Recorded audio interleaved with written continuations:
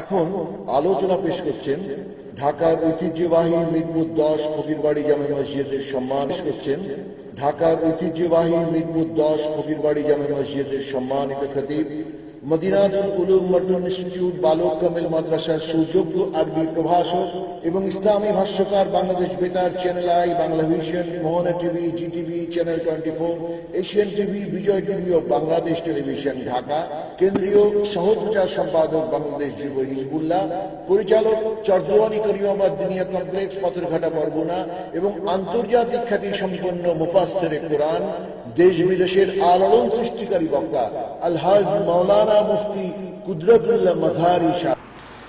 আসসালামু আলাইকুম ওয়া রাহমাতুল্লাহি ওয়া বারাকাতুহু।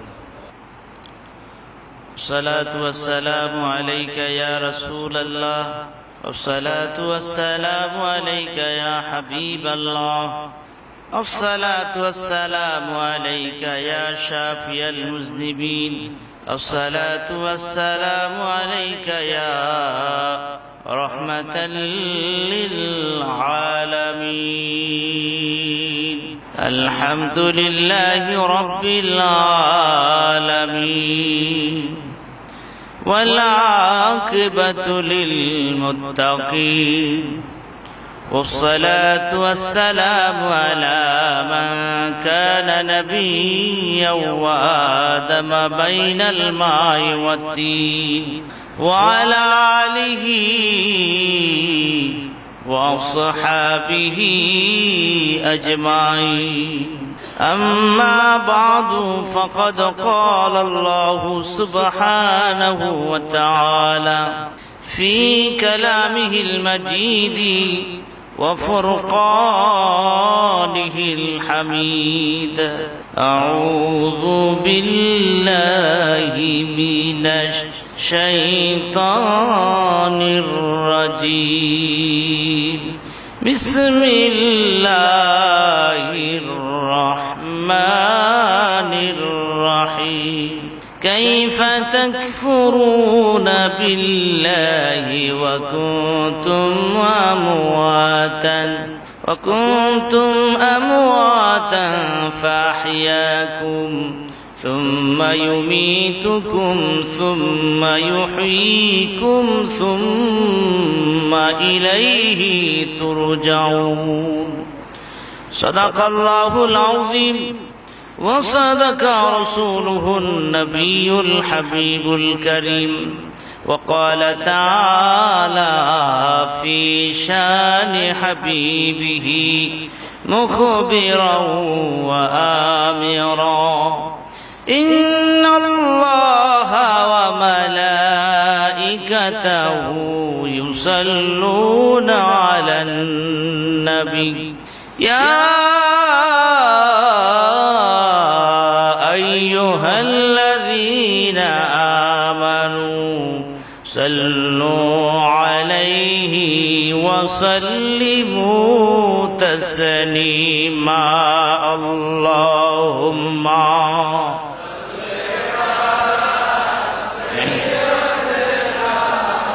مولانا محمد وعلى آل سيدنا محمد. اللهم صل على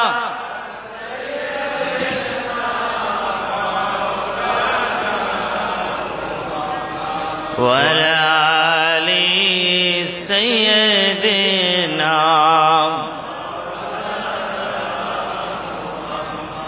মানুষ কোথায় ছিলে, কোথায় আসলে, কোথায় যাইবা চলিয়া? এই দুনিয়ার মায়ায় পরে যাইও না তা ভুলিয়া। আল্লাহুম্মা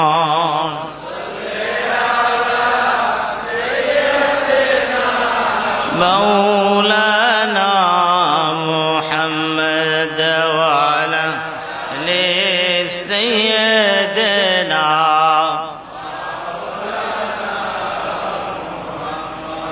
কাপনে কাফন পড়তে হবে, এ কাফন তো আর থাকবে না। ধনী থাকো গরিব থাকো, আজরাইল কাউকে ছাড়বে না। আল্লাহুম্মা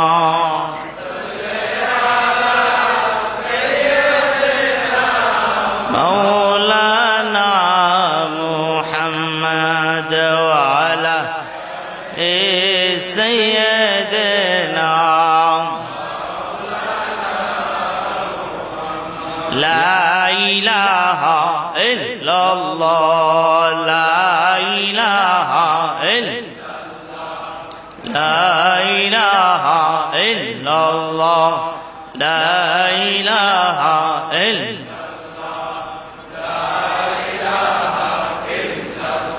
حسبي ربي جل الله ما في قلبي لا نور محمد صلى الله لا إله لا إله لا إله إلا الله محمد رسول الله সাল্লাল্লাহু আলাইহি ওয়াসাল্লাম। মহান আল্লাহ সুবহানাহু ওয়া তাআলার দরবারে অসংখ্য অগণিত শুকর আদায় করি যে আল্লাহ রাব্বুল আলামিন পবিত্র জুমার নামাজ আদায়ের জন্য আল্লাহ পাকের ঘর মসজিদে আসার বসার সুযোগ করে দিলেন। সে মহান আল্লাহ রাব্বুল আলামিনের দরবারে অসংখ্য অগণিত শুকর আদায় করি। আমরা সকলে পড়ছি আলহামদুলিল্লাহ। আজকের খুতবার আলোচ্য বিষয় হচ্ছে কবরে আযাব। আল্লাহ রাব্বুল আলামিন পবিত্র কোরআনুল কারীমের অন্যতম সূরা সূরা বাকারাতে আল্লাহ রাব্বুল আলামিন ইরশাদ করেন, কাইফা তাকফুরুনা বিল্লাহ, তোমরা কি করে, তোমরা কিভাবে, কেমন করে তোমরা আল্লাহ রাব্বুল আলামিনের সঙ্গে কুফরি করো। কুনতুম আমওয়াতান, তোমরা তো ছিলে মৃত্যু। এই পৃথিবীতে আমাদের কোনো অস্তিত্ব ছিল না, আমাদের নাম নিশানা ছিল না, আমাদের কোনো পরিচয় ছিল না, আমরা সকলে মৃত্যু ছিলাম। সুমাইহুইকুম, এই মৃত্যু থেকে আল্লাহ রাব্বুল আলামিন আপনাকে আমাকে জীবন দান করলেন। আবার আল্লাহ রাব্বুল আলামিন আমাদেরকে মৃত্যু দান করবেন। আবার আল্লাহ রাব্বুল আলামিন আপনাকে আমাকে আল্লাহ পাকের দরবারে উঠাবেন। বিচারের দিবসে আল্লাহ রাব্বুল আলামিনের দরবারে আমাদের সকলকে হাজির হতে হবে। আমরা যখন কোনো ব্যক্তি ইন্তেকাল করেন, তার দাফন কাফনে শরীক হই, তখন আমরা মাটিগুলো দেই আর কি পড়ি। কোরআনুল কারীমের আয়াত আল্লাহ তাআলা ইরশাদ করেন, মিনহা খালাকনাকুম ওয়া ফিহা নুঈদুকুম ওয়া মিনহা নুখরিজুকুম তারাতান নুকরা। মিনহা খালাকনাকুম, আল্লাহ তাআলা ইরশাদ করেন, এই মাটি দ্বারা তোমাকে সৃষ্টি করা হয়েছিল। ওয়া ফিহা নুঈদুকুম, এই মাটির ভিতরে আবার তোমাকে আমরা রেখে গেলাম। ওয়া মিনহা নুখরিজুকুম তারাতান নুকরা, আবার তোমাকে আল্লাহ রাব্বুল আলামিন এই মাটি থেকে জিন্দা করবেন। বলেন সুবহানাল্লাহ। আমরা মনে করি, স্বাভাবিকভাবে চিন্তা করি, মাটির ভিতরে রেখে গেলাম, এই শেষ হয়ে গেল। মৃত্যু শব্দটা আমরা বাংলায় ব্যবহার করি, আরবিতে হচ্ছে ইন্তেকাল। মৃত্যু শব্দের আরবি শব্দটা হচ্ছে ইন্তেকাল। কোন ব্যক্তি ইন্তেকাল করছেন। ইন্তেকাল শব্দের অর্থ কিন্তু মৃত্যু নয়। ইন্তেকাল শব্দের অর্থ হচ্ছে স্থানান্তর করা। আমি এখন ঢাকায় আছি, কালকে আর ঢাকায় নাই, ঢাকার বাহিরে আছি, ঢাকা থেকে আপনি ইন্তেকাল। ইন্তেকাল শব্দের অর্থ হচ্ছে স্থানান্তর করা। মূলত আমরা ছিলাম আগে আলমে আরহা, রূহের জগতে। রূহের জগৎ থেকে আমরা এসেছি আলমে দুনিয়া, এটা হচ্ছে দুনিয়ার জগৎ। এরপর আমরা আবার চলে যাব আলমে বারজাখ, কবর জগৎ। তারপর সেখান থেকে হাসরের ময়দানে আমাদের সকলকে উপস্থিত হতে হবে। আল্লাহ রাব্বুল আলামিন আপনার আমার গোটা জিন্দেগীর হিসাব নিকাশ তথা বিচার করবেন। আল্লাহ তাআলা ইরশাদ করেন, فَمَن يَعْمَلْ مِثْقَالَ ذَرَّةٍ خَيْرًا يَرَهُ وَمَن يَعْمَلْ مِثْقَالَ ذَرَّةٍ شَرًّا يَرَهُ। কেউ যদি যারা পরিমাণ সামান্যতম পরিমাণ নেক আমল করে, ভালো কাজ করে, আল্লাহ তাআলা বলেন এর হিসাব হবে, এরও পুরস্কার আল্লাহ রাব্বুল আলামিন আপনাকে আমাকে দান করবেন। বলেন সুবহানাল্লাহ। আর যদি আপনি আমি সামান্যতম যারা পরিমাণ খারাপ আমল করি, গুনার কাজ করি, পাপের কাজ করি, অন্যায় কাজ করি, আল্লাহ তাআলা বলে এর হিসাব হবে, এরও শাস্তি তোমাকে আমাকে ভোগ করতে হবে। তাহলে আত্মা এটা অবিনশ্বর। ইন্তেকাল মানে এই নয়, মৃত্যু মানে এই নয় যে আপনি আমি শেষ হয়ে গেলাম, মাটির সঙ্গে মিশে গেলাম। আমাদের ঈমান এটা নয়, আমাদের আকীদা এটা নয়। আমরা ছোটবেলায় মক্তবে গিয়ে পড়েছি, আমানতু বিল্লাহি ওয়া মালাইকাতিহি ওয়া কুতুবিহি ওয়া রাসূলিহি ওয়াল ইয়াউমিল আখিরি ওয়াল কদরি খাইরিহি ওয়া শাররিহি মিনাল্লাহি তাআলা ওয়াল বাসি বাদাল মাউত। আমানতু বিল্লাহ, আমরা ঈমান আনলাম আল্লাহর উপরে, ওয়া মালাইকাতিহি, ফেরেশতাদের উপরে, ওয়া কুতুবিহি, কিতাব সমূহের উপরে, ওয়া রাসূলিহি, রাসূলগণের উপরে, ওয়াল ইয়াউমিল আখির, পরকালের দিবসের উপরে, আল কদর খাইরিহি ওয়া শাররিহি মিনাল্লাহি তাআলা, তাকদীরের ভালো মন্দ আল্লাহর পক্ষ থেকে হয়, আল বাসি বাদাল মাউত, এবং মৃত্যুর পর আবার আল্লাহ পাকের দরবারে হাজির হতে হবে। এর উপর ঈমান যে আল্লাহর দরবারে হাজির হতে হবে, গোটা জিন্দেগীর হিসাব আল্লাহর দরবারে দিতে হবে। ভাইরা আমার, তাহলে কবরের ভিতরে মানুষ যখন মৃত্যুবরণ করে, যদি লোকটা ঈমানদার হয়, মুত্তাকি হয়, আগে তার জায়গাটা আল্লাহ পাক দেখিয়ে নেন। হাদিসের ভিতর আছে, লোকটা যদি ঈমানদার হয়, মুত্তাকি হয়, আগে তাকে জাহান্নাম দেখানো হয়। আল্লাহ রাব্বুল আলামিন ফেরেশতারা বলে, আল্লাহর বান্দা দেখো কত খারাপ জায়গা জাহান্নাম, শাস্তির জায়গা জাহান্নাম। তুমি দুনিয়ায় বসে নেক আমল করেছো, আল্লাহ রাব্বুল আলামিন হুকুম হাকাম মেনে মেনে চলেছো, তোমার জিন্দেগিকে সুন্দরভাবে সাজিয়েছো।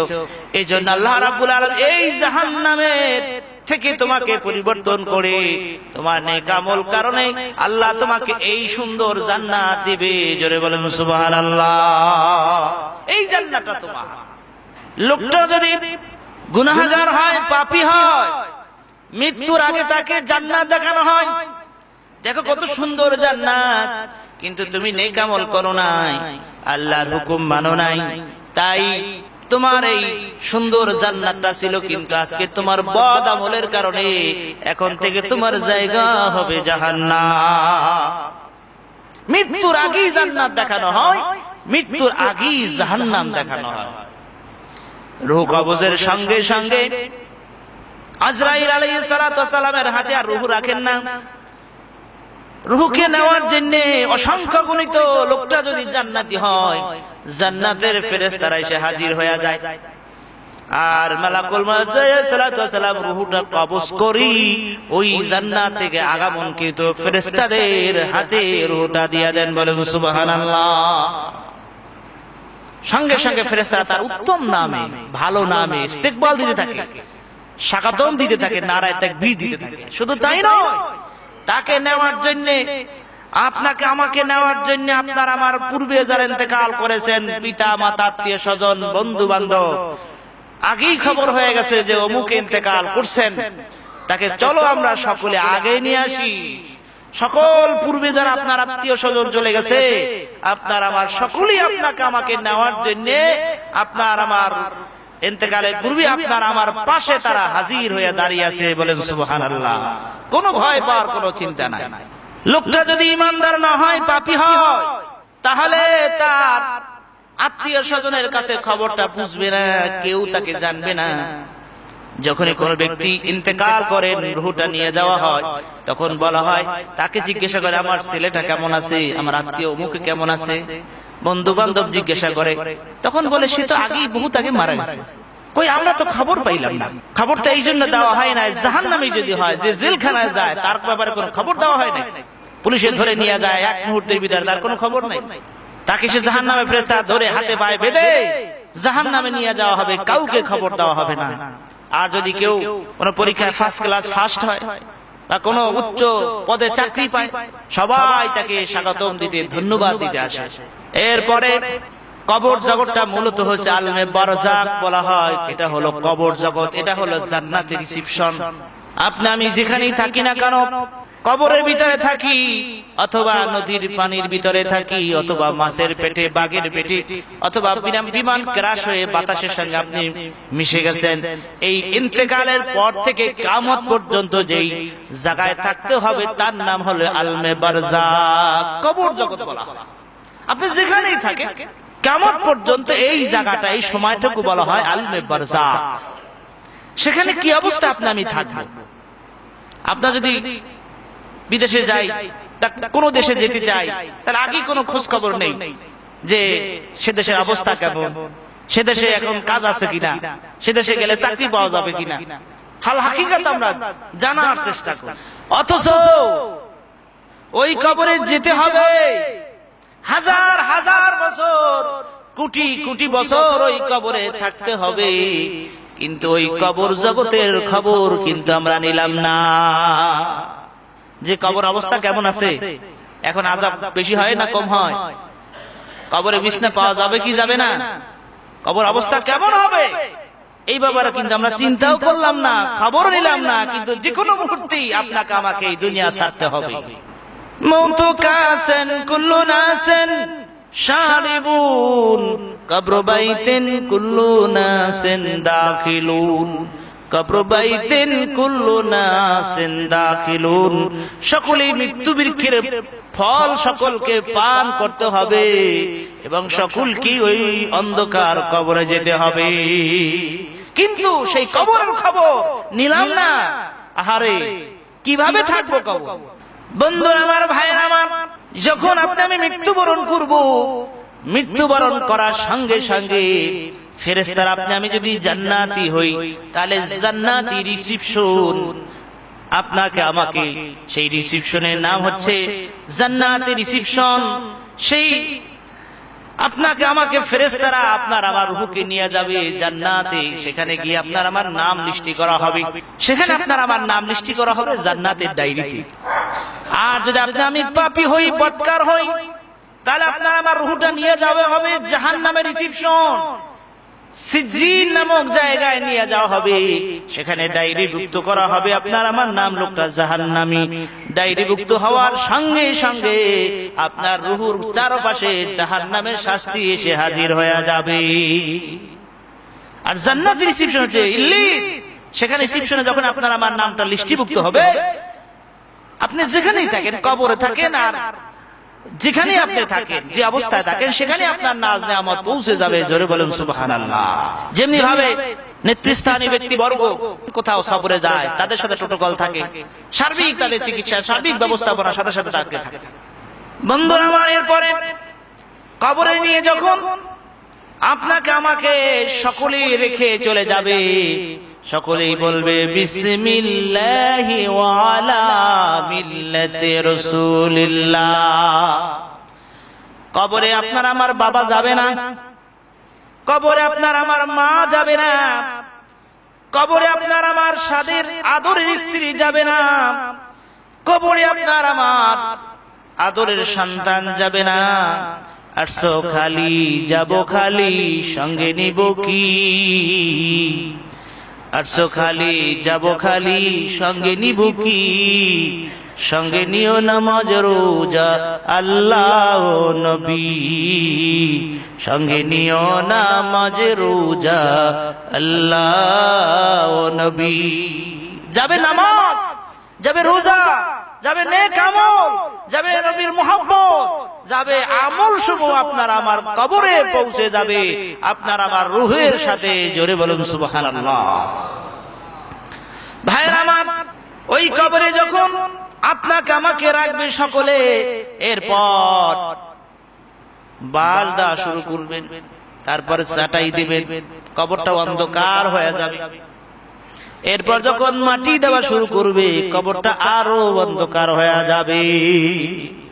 ওই কবর থেকে আমি আপনি কাঁদবার বলবো, আমার আত্মীয় স্বজন, ও আমার সন্তানেরা, ও আমার বন্ধু বান্ধব, এত তাড়াতাড়ি আমার কবরটা বন্ধ করে দিও না, আমি আর একটু দুনিয়া দেখি নেই, তোমাদের দেখি নেই। ওই মৃত্যু ব্যক্তির চিৎকার দুনিয়ার কোন মানুষ শুনবে না। তারা সকলেই মাটি দেওয়া শুরু করবেন। মাটি দেওয়ার পর কবরটা অন্ধকার হয়ে যাবে। অবশ্যই অন্ধকার, কি অন্ধকার, তার চাইতে 1000 কোটি গুণ অন্ধকার হয়ে যাবে আপনার আমার কবর। মৃত্যু ব্যক্তি, কবরে ব্যক্তি কাঁদবে আর চিৎকার দিয়ে বলবে, আল্লাহ এখন কি উপায় হবে, কি অবস্থায় আমি ওই কবরে থাকবো যদি আপনি রাসূলের প্রেম নিয়ে যাইতে পারেন, আল্লাহ নবীর ভালোবাসা যদি নিয়ে যাইতে পারে, নেক আমল করে যদি কবরে যাইতে পারে, তাহলে আপনি দেখবেন পশ্চিম দিক থেকে একটা লাইট, একটা আলো আপনার কবরে আসতেছে। শুধু তাই নয়, লাইটের পাওয়ার আস্তে আস্তে বৃদ্ধি পেতে থাকবে, আপনার আমার কবরটা আলোকিত হতে থাকবে। এক পর্যায়ে কবরটা নূরে নূরান্বিত হয়ে যাবে। আল্লাহর হাবিব বলেন, আল কবর রাউজাতুম মির রিয়াজুল জান্নাহ, তা কারো কবরটা হবে জান্নাতের বাগান। আর যারা নাফরমান হবে তাদের কবরটা হবে হুফারুম মিন হুফারিন নার, আগুনের গর্তে পরিণত হয়ে যাবে। আপনি যদি রাসূল পাক সাল্লাল্লাহু আলাইহি সাল্লামের মহব্বত, আল্লাহ নবীকে খুশি করে যাইতে পারেন, আল্লাহকে খুশি করে যাইতে পারেন, গায়েব থেকে আওয়াজ শুনে যাবে, তখন আপনার আমার নবী ডেকে বলে, উম্মত কেঁদো না, কেঁদো না, আমি কামলিওয়ালা নবী তোমার কবরে হাজির হইয়া যাইতেছি। দেখলে তোমার নূর চেহারা, আমার কোনো চিন্তা নাই, দেখলে তোমার নূর চেহারা, আমার কোনো চিন্তা নাই। নবী গো জীবনে মরণে যেন, জীবনে মরণে যেন একবার আপনার দেখা পাই, দেখলে আপনার নূর চেহারা, আমার কোনো চিন্তা নাই। নবী গো কবরে হাসরে যেন, কবরে হাসরে যেন একবার আপনার দেখা পাই, নবী গো দেখলে আপনার নূর চেহারা, আমার কোনো চিন্তা নাই। বন্ধুরা আমার, ভাই আমার, এরপরে আপনাকে আমাকে কবরে রেখে যখন মানুষগুলো 40 কদম দূরে চলে যাবে, সঙ্গে সঙ্গে নোমান নামক একজন ফেরেশতা আপনার আমার কবরে হাজির হয়ে যাবে। এসে বলবো, আল্লাহর বান্দা, তামাম জিন্দেগি ভর দুনিয়ায় বসে কি করছো, সব কথাগুলো লেখো। তখন আল্লাহর বান্দা কবরবাসী বলবে, ও ফেরেশতা, আমি কি দিয়ে লিখবো, আমার তো হাতে কলম নাই আর কাগজও নাই, কি দিয়ে লিখবো? তখন ফেরেশতা বলল, তোমার কাফনের কাফন আর এই মাটি দিয়ে তুমি লেখো কি নেক আমল করেছো। আল্লাহর বান্দা সব লিখবে। এরপর আর ফেরেশতা বলবে, তুমি গুনার কাজ কি করো নাই? গুনার কাজ লিখতে চাইবে না। ফেরেশতা এমন ভাবে তাকে জোর করবে, বাধ্য করবে, ধাবার দিবে, লিখতে বাধ্য হবে। সব লেখার পর ওই কাগজ বা কাফনের কাফন তার গলায় মাদুলি বালিয়া গলায় রেখে ওই ফেরেশতা চলে যাবে। এরপরই কবরে 2 জন ফেরেশতা আগমন করবে, আতানে মালাকানে, 2 জন ফেরেশতা আপনার আমার কবরে হাজির হয়ে যাবে। এরপর প্রশ্ন করবে, মান রব্বুকা, ও আল্লাহর বান্দা বলো, আল্লাহ তোমার রব কে? ওয়া মা দীনুকা, ও আল্লাহর বান্দা তুমি বলো তোমার দিন কি, তোমার ধর্ম কি? ওমান হাজার রাজুল, আল্লাহ নবীকে দেখানো হবে, বলা হবে, বলো তো এই ব্যক্তিকে, এই মহান ব্যক্তিকে। আমি যদি পরহেজগার হই, মুত্তাকি হই, ইমানদার হই, সঙ্গে সঙ্গে জবাব দিতে বলবো, আমার রব হলো আল্লাহ। আমার রবকে জোরে বলেন। প্রশ্ন করা হবে, তোমার দিন কি, তোমার ধর্ম কি?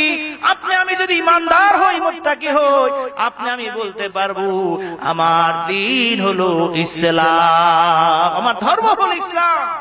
এবং বলা হবে এই ব্যক্তিকে, মহান ব্যক্তিকে দেখানো হবে, বলা হবে এই মহান ব্যক্তিকে আপনি আমি জবাব দিতে পারবো, ইনি হলো আমার প্রাণ প্রিয় রাসূল মুহাম্মাদুর রাসূলুল্লাহ সাল্লাল্লাহু আলাইহি ওয়াসাল্লাম। যখন সঠিক জবাব হবে, পরীক্ষা হয় তিনটা, ফাইনাল পরীক্ষা। প্রথম পরীক্ষা প্রথম সাময়িক পরীক্ষা, দ্বিতীয় সাময়িক পরীক্ষা, এবার ফাইনাল পরীক্ষা। প্রথম পরীক্ষা হলো তোমার রব কি, এরপরে দ্বিতীয় পরীক্ষা হলো তোমার দিন কি, তোমার ধর্ম কি, তৃতীয় পরীক্ষা হলো ফাইনাল পরীক্ষা হলো এই মহান ব্যক্তিকে নবী সম্পর্কে। যখন ফাইনাল পরীক্ষা হয়ে গেল, জবাব হয়ে গেছে, পরীক্ষায় পাস, আল্লাহ রাব্বুল আলামিন ডেকে বলবেন, ও ফেরেশতারা, ইন সাদিকাতি, আমার বান্দা সঠিক জবাব দিয়েছে। সুবহানাল্লাহ বলেন, আর জোরে বলেন সুবহানাল্লাহ। আল্লাহ তাআলা খুশি হয়ে যায়। আল্লাহ বলে, ফেরেশতারা, আমার বান্দা সঠিক জবাব দিয়েছে, तमाम জীবনভর হকের উপরে থেকেছে, কোরআন মেনেছে, হাদিস মেনেছে, तमाम জীবনভর ইবাদত বন্দি করে আমাকে নৈকট্য অর্জন করে আমার প্রিয় ভাজন হয়ে আমার এই কবরে এসেছে। ও ফেরেশতারা, তাড়াতাড়ি করে আমার বান্দার জন্য ওই কবরে জান্নাতের সঙ্গে কবরটা সুরঙ্গ বানাইয়া দাও, জান্নাতি পোশাক ওই আমার বান্দাকে পরাইয়া দাও, জান্নাতি নাচ দেওয়া দিয়ে আমার বান্দার কবরটা ভইরা দাও। একটু মোহাব্বতে জিকির করে লা ইলাহা ইল্লাল্লাহ, জোরে লা ইলাহা ইল্লাল্লাহ, জোরে লা ইলাহা ইল্লাল্লাহ, জবান খুলে লা ইলাহা ইল্লাল্লাহ, লা ইলাহা ইল্লাল্লাহ, হাসবি রাব্বি জাল্লাল্লাহ, মা ফি কলবি নূর মুহাম্মদ সাল্লাল্লাহু লা ইলাহা ইল্লাল্লাহ, লা ইলাহা ইল্লাল্লাহ, মুহাম্মাদুর রাসূলুল্লাহ সাল্লাল্লাহু আলাইহি ওয়াসাল্লাম। সুবহানাল্লাহ, আলহামদুলিল্লাহ, লা ইলাহা ইল্লাল্লাহ, সুবহানাল্লাহ, আলহামদুলিল্লাহ, লা ইল্লাল্লাহ, সুবহানাল্লাহ, আলহামদুলিল্লাহ, লা ইল্লাল্লাহ, সুবহানাল্লাহ, আলহামদুলিল্লাহ, লা ইলাহা ইল্লাল্লাহ, মুহাম্মাদুর রাসূলুল্লাহ সাল্লাল্লাহু আলাইহি সাল্লাম। বান্দা যদি নাফরমান হয়, পাপী হয়, বদকার হয়, কাফের হয়, মুশরিক হয়, ফেরেশতারা প্রশ্ন করবে, মান রাব্বুকা ওয়া মা দীনুকা ওয়া মান হাযার রাজুল, সে বলবে, হায়হাতা লা আদরি, আমি কিছুই জানি না। বলা হবে, তোমার পূর্ব কে? বলে, আমি জানি না। তোমার দিন কি? বলে, আমি সারা জীবন ভর দিনের সাথে শত্রুতা করেছি, আমি দিন বুঝি না। বলা হবে, এই ব্যক্তিকে লোকেরা বলতো তাই আমি বলতাম, ইনি নাকি মুহাম্মদ। নাউজুবিল্লাহ বলে, বলতে পারবে না। সে বলবে, হায়হাতা লা আদরি, আমি কিছুই জানি না, কিছুই জানি না। যখন এই কথা বলবে, আমার আল্লাহ গোসা হয়ে যাবেন, আমার আল্লাহ রাগান্বিত হয়ে যাবেন। ফেরেশতাদেরকে নির্দেশ দিবেন, কাযিব আবদি, ও ফেরেশতারা, এই আমার বান্দা तमाम জীবন ভর মিথ্যার উপরে চলেছে, আমার কোরআন মানে নাই, হাদিস মানে নাই, নবীর তরিকা মানে নাই, আউলিয়া কিরামের কথা মানে নাই, আলেমদের মুলামাদের কথাগুলো মানে নাই। ও ফেরেশতারা, তাড়াতাড়ি তার কবরে জাহান্নামের বিছান তার কবরে বিছায়া দাও, তাড়াতাড়ি জাহান্নামের আগুনের পোশাক তার গায়ে পরাইয়া দাও, জাহান্নামের সঙ্গে কবরটা সুরঙ্গ করে দাও।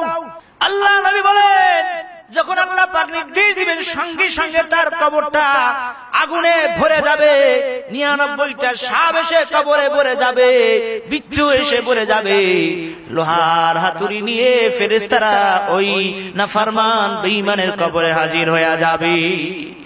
এরপরে নাফরমান বেঈমানকে এমন আঘাত করা হবে, আল্লাহ নবী বলেন ফেরেশতারা হাতুড়ি এমন জোরে আঘাত করবে, ওই হাতুড়ি দিয়ে যদি পাথরের উপর আঘাত করা হতো, পাহাড়ের উপর আঘাত করা হতো, পাহাড় চুরমার হয়ে যেত, তুলা তুলা হয়ে উড়ে যাইত। এই লাঠি দিয়ে গুর্জা দিয়ে ওই নাফরমানকে পিটানো হবে।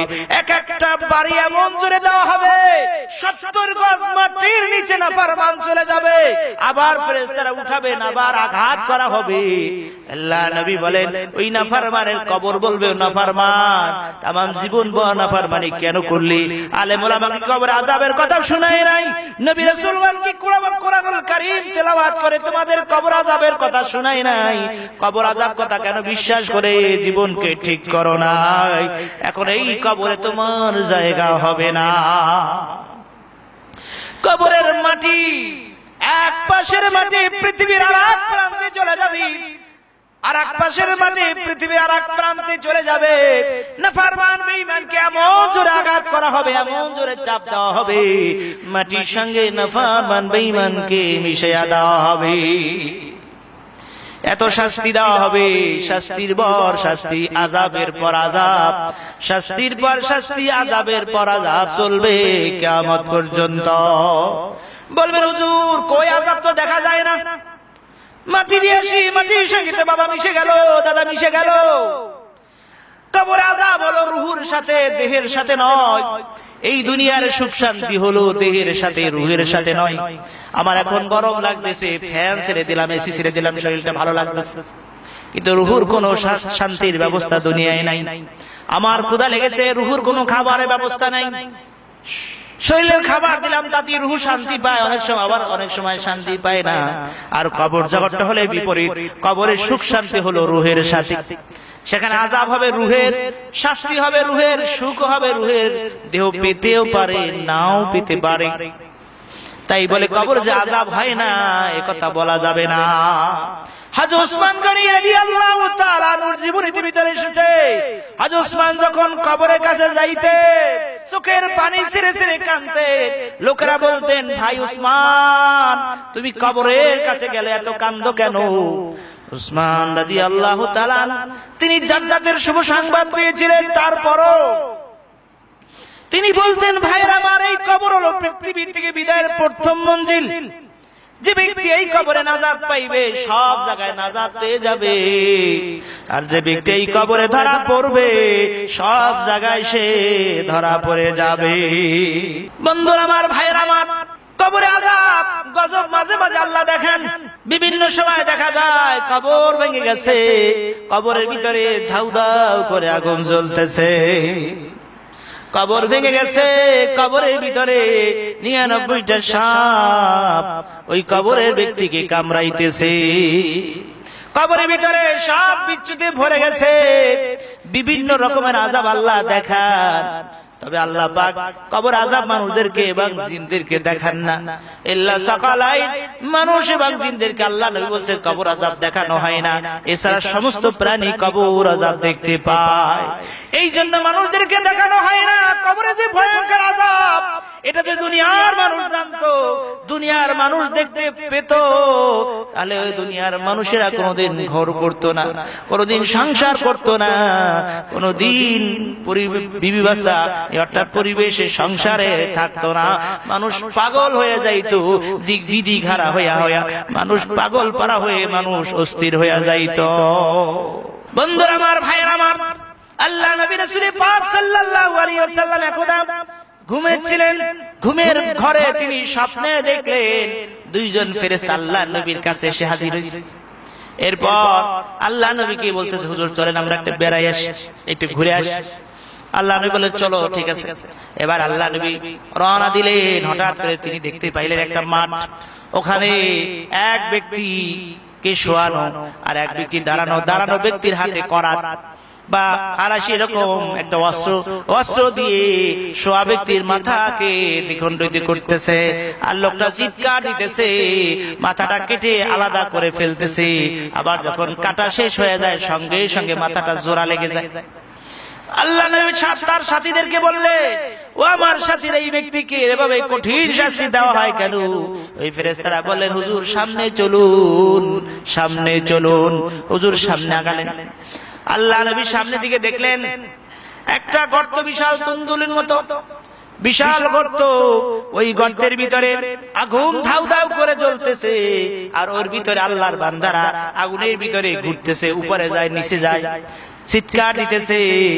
আল্লাহ নবী বললেন, ও ফেরেশতারা বলুন কি অবস্থায় না, কেন এই শাস্তি হয়? ফেরেশতারা বললেন, হুজুর আপনি সামনে চলুন। এরপর আল্লাহ নবীর সামনে আগালেন। তিনি দেখলেন একটা সমুদ্র, একটা নদী, নদীর মাঝখানে এক ব্যক্তি এবং নদীর কিনারে এক ব্যক্তি, তার হাতে বড় পাথর।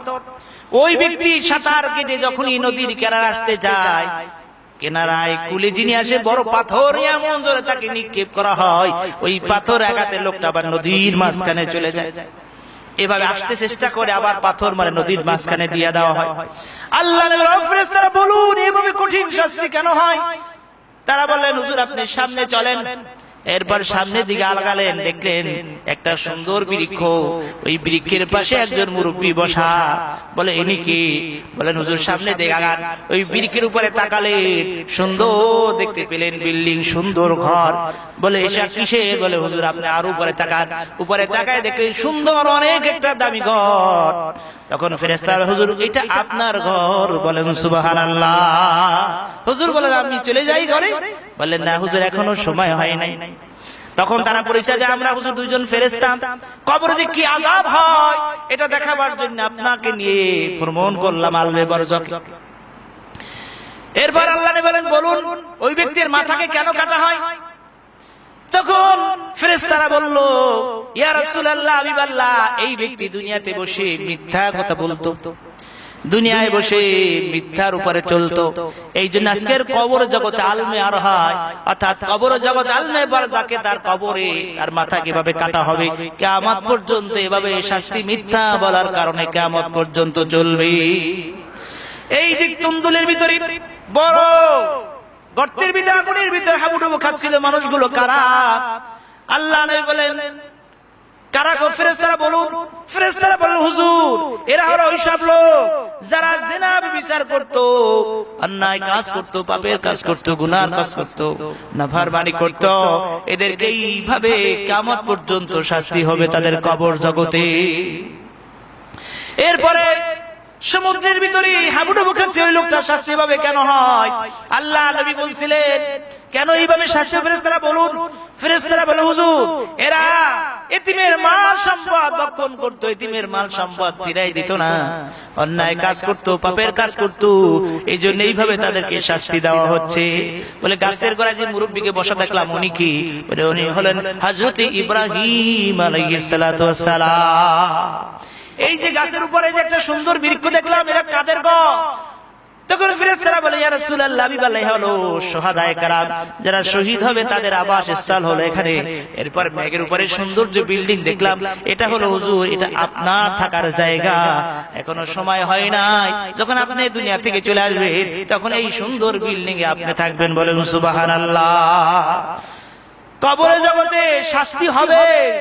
আহলে সুন্নাত আকীদা, কবর ভয়ঙ্কর জায়গা। এই জন্য মা উম্মুল মুমিনিন হযরত খাদিজাতুল কুবরা রাদিয়াল্লাহু তাআলা আনহা ওফাতের পূর্বে, ইন্তেকালের পূর্বে আল্লাহ নবীকে ডেকে ডেকে বললেন, ইয়া রাসূলুল্লাহ, ইয়া হাবিবাল্লাহ, আপনার তো কোনো খিদমত আমি করতে পারলাম না। অথচ উম্মুল মুমিনিন হযরত খাদিজাতুল কুবরা রাদিয়াল্লাহু তাআলা আনহার অনেক টাকা পয়সা ছিল। আরবের ভিতরে তিনি নামি দামি ধনাঢ্য ব্যক্তি ছিলেন। সব টাকা পয়সা আল্লাহ নবীর কদমে বিলীন করে দিলেন এবং আল্লাহর হাবিব অকাতরে টাকা পয়সা দ্বীনের জন্য খরচা করেছেন, কোনোদিন কথা বলে নাই। খাদিজা বলে, ইয়া রাসূলুল্লাহ, আপনার কোনো খিদমত আমি করতে পারলাম না, তবে কোনদিন আপনার কাছে কোন জিনিসের আরজু করি নাই, আবদার করি নাই। আজকে আপনার কাছে একটা আবদার করতে চাই। তাহলে ওই কবর তো কঠিন জায়গা, ভয়ঙ্কর জায়গা, আমার ভয় লাগতেছে। তাই আমি আপনার কাছে আরজু করি, আমার কাপড়ের জন্য আপনি একটা জুব্বা পরাইয়া দিবে, আপনারা জামা আমার কাপড় হিসাবে দিয়া দিবে। যদি শাস্তি আসে ফেরেশতারা আমি বলবো আল্লাহ নবীর জুব্বা আমার গায়, ও ফেরেশতা আমাকে শাস্তি দিও না, শাস্তি দিও না।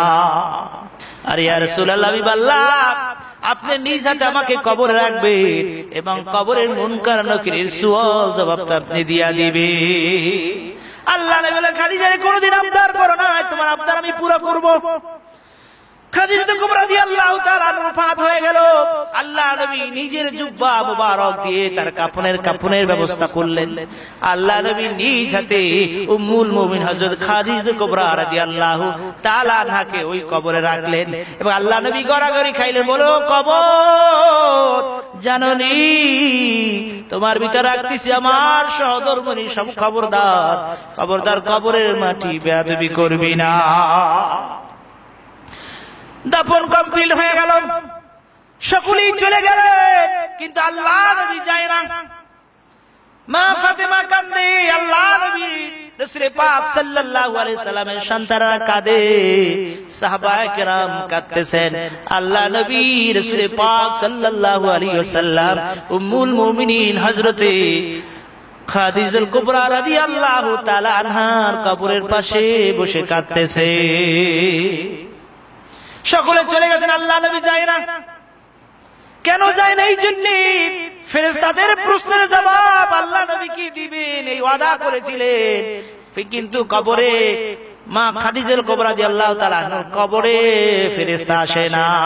অনেকক্ষণ হয়ে গেল, কিছুক্ষণ পর আমার আল্লাহ ডেকে বলে, জিবরাইল তাড়াতাড়ি আমার বন্ধুর কাছে যা, আমার বন্ধুর কাছে গিয়ে বলে দাও উম্মুল মুমিন খাদিজাতুল কুবরা রাদিয়াল্লাহু তাআলা আনহা আমার বন্ধুর যে খিদমত করেছে আমি আল্লাহ খুশি হয়ে গেছি। আর খাদিজার কবরের প্রশ্নের জবাব আমার বন্ধুর দিতে হবে না, আমি আল্লাহ রাব্বুল আলামিন নিজে খাদিজা কুবরা রাদিয়াল্লাহু তাআলা আনহার কবরের সুয়াল জবাবের প্রশ্নের জবাব ফেরেশতাদেরকে আমি আল্লাহ নিজেই দিয়া দিয়েছি। এই জন্য ওই কবর কঠিন জায়গা, ওই কবরে যেতে হবে হাজার হাজার কোটি কোটি বছর থাকতে হবে। ওই কবর হলো পোকামাকড়ের ঘর, অন্ধকার ঘর, সাপ বিচ্ছুর ঘর, নির্জনতার ঘর। ওই কবর আপনাকে আমাকে থাকতে হবে, ডাইনে মাটি বামে মাটি, মাটির হবে বিছানা, উপরে বাঁশের চাপা দিয়ে সবাই হবে রওয়ানা। এমন দেশে যাইতে হবে রে মন যেই দেশে নাই ঠিকানা, এমন ঘরে রইতে হবে রে মন যেই ঘরের নাই বিছানা। বাবা গেল, দাদা গেল, কেউ তো ফিরে এলো না, তুমিও আমি একদিন যাব আর এই জীবনে ফিরে আসবো না। বন্ধুরা আমার, ভাইয়ের মা, ওই কবরের জন্য প্রস্তুতি গ্রহণ করব। সাথে সাথে আমাদের মায় মুরব্বী যারা ওই কবরে চলে গেছে তারা কিন্তু বিপদে পড়ে আছে। আল্লাহ নবী বলেন আল মাইয়িতু কাল কবরি কাল গরিকিল মুতাগওয়িসিন, ওই কবরে ব্যক্তি এমন বিপদে আছে তারা ডেকে ডেকে বলতেছে, ও আমার সন্তানেরা, ও আমার আত্মীয় স্বজন, ও আমার বন্ধু বান্ধব, আমাদের জন্য দোয়া করো, আমাদের জন্য দোয়া করো, ওই কবর আযাব সহ্য করতে পারি না। तू तंगर गश्ताई अजमाल मांग, तू तंगर गश्ताई अजमाल मांग, এই জামা গাফিল সুদি আজহালে মা। বাবার এই ঘরের মালিক ছিলাম আমি, ওই জমির মালিক ছিলাম আমি, তুমি যে খাটে ঘুমাও রে বাবা ওই খাটের মালিক তো ছিলাম আমি, আমার মৃত্যুর পরে বাবা মালিক হইছো তুমি। দোয়া করিয়া দাও, দোয়া করিয়া দাও, জাহান্নামের আযাব সহ্য করতে পারি না। গুরুস্থানের মাটির নিচে বাবা দিলি রে দাপন, গুরুস্থানের মাটির নিচে বাবা দিলি রে দাপন, কত বছর চলে গেল নিলি না খবর, বাগানের মাটির নিচে দিলি রে কবর, বাবা কত বছর চলে গেল নিলি না খবর। এই যে আল্লাহ নবী বলে সন্তান যখন মার জন্য, সন্তান যদি বাবার জন্য দোয়া করে, সঙ্গে সঙ্গে আল্লাহ পাক মা বাবার কবর জগতে এই সওয়াবগুলো পাহাড় সমতুল্য করে পৌঁছে দেয়। সঙ্গে সঙ্গে মা বাবার কবরগুলো জান্নাতের বাগান হয়ে যায়। বলেন সুবহানাল্লাহ। এজন্য আমাদের কবরের জন্য আমরা নিজেরা প্রস্তুতি গ্রহণ করব, সঙ্গে সঙ্গে আমাদের মুরব্বী যারা চলে গেছে তাদের জন্য দোয়া করব, আল্লাহ পাক যেন আমাদের পিতা মাতা বংশবলী আত্মীয় স্বজন যারা কবর চলে গেছে আল্লাহ পাক তাদের কবরগুলো জান্নাতের বাগান বানাবেন, আমিন। ওয়া আখির দাওয়ানা আলহামদুলিল্লাহি রাব্বিল আলামিন।